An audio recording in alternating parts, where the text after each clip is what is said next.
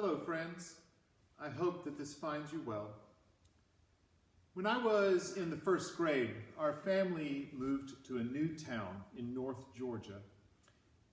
And because we were in a new town, that meant we needed to find a new church. So on a Sunday in November, we went to the First Methodist Church there in Cornelia, Georgia. And when the time came for the children's sermon, I was excited to go forward to hear what the preacher had to say. He had 3 envelopes with him. And he said, "Who would like to open an envelope?" And all the children went, "Ooh, ooh, ooh, me." And he passed the envelope to one child, and they opened it up, and there were 10 pennies in it. And we counted to 10, and then he said, "If you were to give me one of those pennies, that would be 1/10. Would you like to give me a penny, and then you keep the other 9? And the child said, "Sure." So the child handed over a 10th.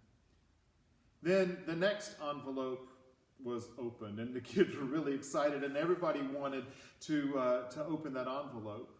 And in that envelope, there were 10 quarters. And so the same thing, we counted to 10, and the child was invited to give 1/10. And then I don't know if it was because I was the new kid or the pastor really wanted our family to join the church. But he gave me an envelope that had $10 in it. And we counted to 10, and then he invited me to give $1 and to keep the other 9. And this was a way for the pastor to teach the children and the congregation about the concept of tithing. Tithing is something that goes way back, all the way back to the time of Abraham, when he gave 1/10 of what he had as an offering, as a gift to a high priest named Melchizedek. And that's something that, because it's such an old tradition, the idea of tithing and giving a 10th is something that has been with us for centuries. Now, the practical difficulties sometimes of offering a 10th of what we have back to God can be a real challenge. People have all different kinds of financial structures in their own household. They have obligations. They have all different kinds of things. But over the course of the past 4 weeks, we've been looking at moving along the giving path as a congregation. We've been talking about the path of generosity.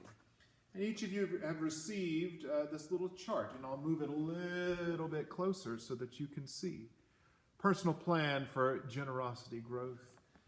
You can find where your income is on this chart. You can also find what sort of percentage maybe you have been giving, what percentage you would like to be giving, just as a helpful guide.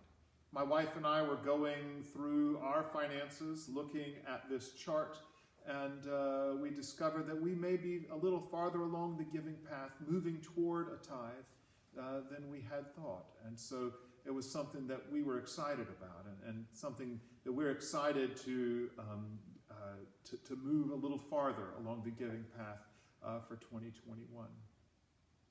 You need to know that on that first Sunday that I got that envelope with the $10 in it, and I gave one back to the church, I went back to the pew where my family was sitting, and I was like, I have $9. I mean, imagine a first grader with $9, and I was so excited.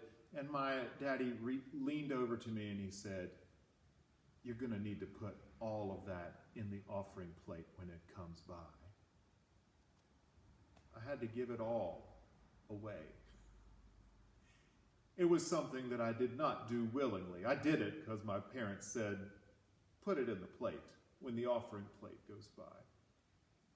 But it's something that I remember because when it comes to what we have received from God, we've received everything. God asks us to respond with as much generosity. So, to those to whom much is given, much is expected.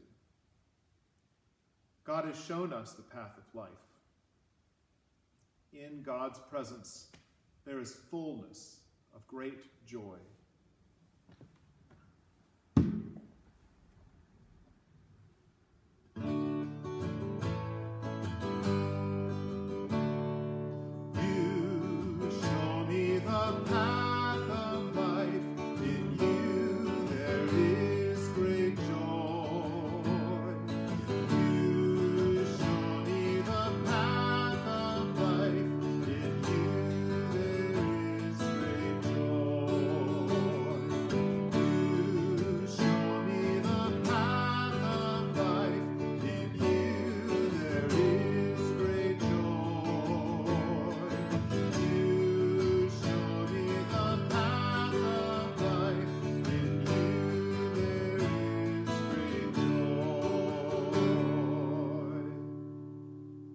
God has shown us the path.